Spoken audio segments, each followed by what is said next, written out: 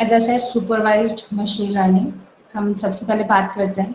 यहाँ पे मुझे कुछ एल्गोरिदम आप लोगों को इम्प्लीमेंट करके बताना है, तो यहीं पर हम थोड़ा सा मशीन लर्निंग की इंट्रोडक्शन की बात कर लेते हैं। लेट्स प्रैक्टिकल सेशंस में मूव ऑन करेंगे। सो हम लर्न करते हैं हमारे पास्ट एक्सपीरियंस से, right? But how basically machines and computers learns? उनके पास तो कोई एक्सपीरियंस नहीं है, but we can fed them with the lots of data. So our computer system learns from data. Some basically that data, it is a past data, so it represents as a past experience of an application domain.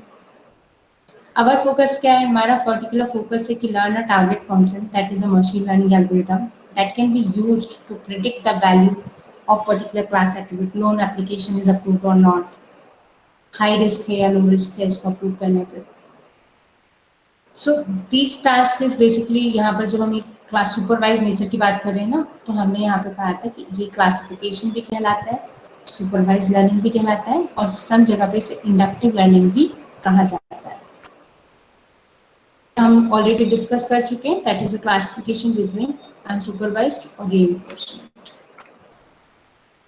मैंने आपसे classification के लिए कहा था, that is a classification problem is when the output variable is a category, red, blue, disease, not disease. Okay. Regression problem is when the output variable is a real value. It is an exact numeric value, dollars, weight, temperature, salary, and so on. Right?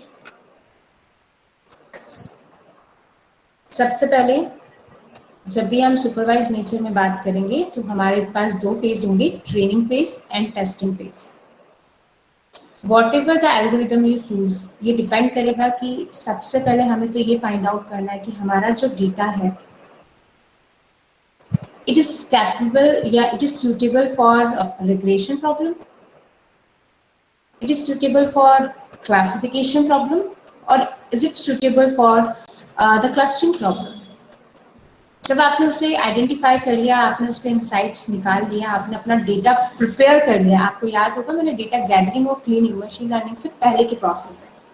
तो जब आपने उसको gather करके proper clean कर लिया है और आपने समझ लिया है कि आपको करना क्या है, then with that data, processed data, you have to train the model, and after training you have to test the model with the unseen data जो उसे अभी तक नहीं देखा है। अब ये जो ट्रेनिंग और टेस्टिंग के बीच का फेज है, हमें यहाँ पर समझना है कि कितने % उसने करेक्ट वर्क किया, what is the basically accuracy of the data, right? Way question answer पढ़ तो लिए थे, टेस्ट किया, आपके फैकल्टीज ने आपसे एग्जाम्स लिए, तो ये हो गया आपका टेस्टिंग डेटा, वो अनसीन क्वेश्चंस भी आपके सामने आ गए। अब आपकी तैयारी अगर अच्छी थी तो आप ऑब्वियस है हाई एक्यूरेसी दे रहे हैं, that means your higher percentage, right? But अगर आप यहाँ पर पढ़ाई नहीं कर रहे हैं, यानी कि आपकी ट्रेनिंग प्रॉपर नहीं है, और हो सकता है कि सब्जेक्ट जो था वो आपका मान लीजिए मशीन लर्निंग था और आप पढ़ के गए थे डेटा स्ट्रक्चर के बारे में, तो क्या होगा? कैसी रहेगी? ट्रेनिंग तो आपने बहुत की है, but problem is that paper machine learning का है और आपने प्रिपरेशन डेटा स्ट्रक्चर के बारे में किया, देन क्या ये ट्रेनिंग कोई काम की है? Obviously not. No, ma'am. Then so that's why I'm saying कि जो भी आपने डेटा चूज किया है ना, that's play very important role. Okay, तो that training data must be normalise, standardise होना चाहिए, तभी आपका टेस्टिंग पर्टिकुलर काम करेगा, वरना टेस्टिंग में एक्यूरेसी 0 ही मिलनी है आपको। मॉडल है और हम इसी मॉडल पे अभी काम करने वाले हैं। ठीक है, मैंने यहाँ पे कुछ सैम्पल डेटा सेट्स लिए हैं जिन पे हम काम करेंगे। तो पहला हम क्लासिफिकेशन एल्गोरिदम में बात करते हैं। तो क्लासिफिकेशन हमारी सुपरवाइज मशीन लर्निंग है, ट्रेनिंग और डेटा को यूज करते हैं हम लर्निंग के लिए। और जैसे कि मैंने आपको बताया, classification can be binary classification, male female multi classification fruits colours and so on. बहुत सारे एल्गोरिदम्स हैं ऑब्वियसली, इस शॉर्ट पीरियड ऑफ टाइम में हम सब तो नहीं, बट मैं कुछ सिंपलेस्ट फॉर्म ऑफ एल्गोरिदम्स आपके साथ डिस्कस करूंगी। First algorithm I choose that is a के नियरेस्ट नाइबर, राइट। कुछ एल्गोरिदम्स हम आगे भी लेंगे अगर कोई प्रॉब्लम नहीं हुई या आप लोगों को प्रॉपर समझ आता है। के नियरेस्ट नाइबर, इस नाइबर एल्गोरिदम जो है इसे कहा जाता है टेक्निकल टर्म में कि ये डिस्टेंस फंक्शन पे बेस्ड एल्गोरिदम है या सिमिलरिटी बेस्ड एल्गोरिदम है। अब ये डिस्टेंस या सिमिलरिटी क्या, चलो देखते हैं। आप सभी कॉलेजेस में हैं, पहली बार जब आप कॉलेज में आए होंगे, आपने एडमिशन लिया होगा, तो होप्स आप सभी लोगों ने आपने सभी से बात की होगी, है ना, कि इससे भी बात करके देखते हैं, इससे भी बात करके देखते हैं, इससे भी बात करके देखते हैं। क्या आपने जब डे ऑफ फर्स्ट या फर्स्ट वीक में जिन लोगों से सबसे बात की थी अपने क्लासमेट से, क्या वो आज भी आपके दोस्त हैं? No ma'am. नहीं। उनमें से कुछ लोग आपके दोस्त होंगे अभी भी और कुछ नहीं होंगे, राइट।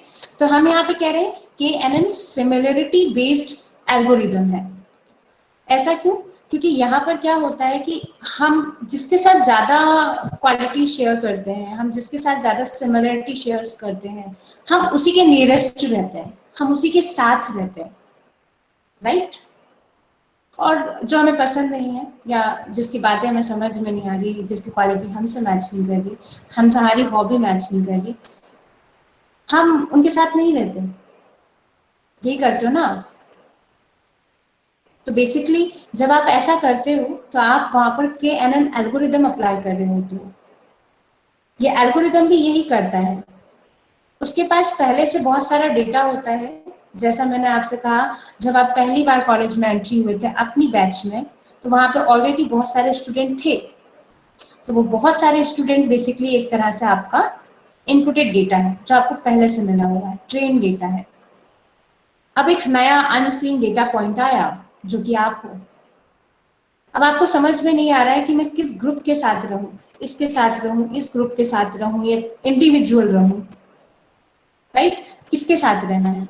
तो आपने क्या किया, चलो पहला दिन है, सबसे बात करके देखते हैं। ठीक है, आपने सभी से बात करना शुरू किया। जब अनसीन डेटा था, इससे भी बात की आपने, इससे भी बात की, इससे भी, मतलब ईच इंडिविजुअल पॉइंट से आपने अपना डिस्कशन किया। अब आपको बातें करने से या कुछ एक दो दिन में समझ में आया कि हमने यहाँ पे कहा कि सबसे ज्यादा मुझे ना कौन सा ग्रुप पसंद आ रहा है, ये ग्रुप पसंद आ रहा है, ये ग्रुप पसंद आ रहा है, मैं कैसे डिसाइड करूं? तो आपने कहा के नंबर्स ऑफ, मुझे ज्यादा लोग किस ग्रुप के पसंद है।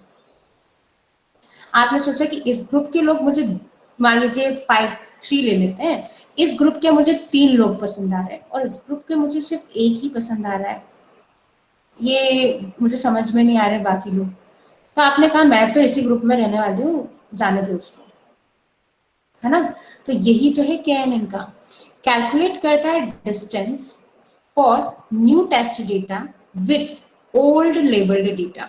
सबके साथ पहले से क्या करता है, आप पहुंचोगे तो वहां पे ऑलरेडी कुछ ग्रुप्स बन चुके होंगे, तो वो एक तरह से लेबल्ड है कि ये ग्रुप ए है, ये ग्रुप बी है। मैं आया हूँ, पता नहीं किस ग्रुप में जाऊं, तो मैंने सबसे अपने साथ अपनी क्वालिटीज मैच करके बात करके देख लिया, that is a distance calculate की। जिसके साथ मेरी कम डिस्टेंस है, क्लोजेस्ट नाइबर्स, है ना। कम डिस्टेंस मतलब ज्यादा क्वालिटी शेयर कर रहे हो, ज्यादा सिमिलरिटी शेयर कर रहे हो आप, है ना। तो आपने क्या किया, उसी के साथ रहना पसंद किया। अब ये जो के है, ये रिप्रेजेंट करता है एक पर्टिकुलर नंबर, कि आप कितने नाइबर्स के लिए सर्च कर रहे हो। तो आई सेड 3 नाइबर्स सर्च करने हैं मुझे। तो 3 नाइबर्स जब आपने सर्च किया, अपने आसपास के 3 लोगों को देखा, तो आपने देखा कि 2 लोग क्लास बी से बिलोंग कर रहे थे और एक क्लास ए से बिलोंग कर रहा था। अब क्योंकि यहाँ ज्यादा लोग हैं, मैं इन्हें नहीं छोड़ सकता एक के लिए, तो ऑब्वियस है आप यहाँ पर ज्वाइन हो जाओगे। क्लासिफाई हो जाएगा कि ये जो नया डेटा पॉइंट है, ये क्लास बी के सबसे नियरेस्ट है और क्लास बी में ही इसे क्लासिफाई कर दिया जाएगा। राइट। तो ये बेस है आपके KNN का, जो कि आप डेली जब भी किसी से बात करते हो, ये पसंद है वो पसंद है, तो ये कैसे निकालते हो, डिस्टेंस फंक्शन कह लो या सिमिलरिटी फंक्शन कह लो।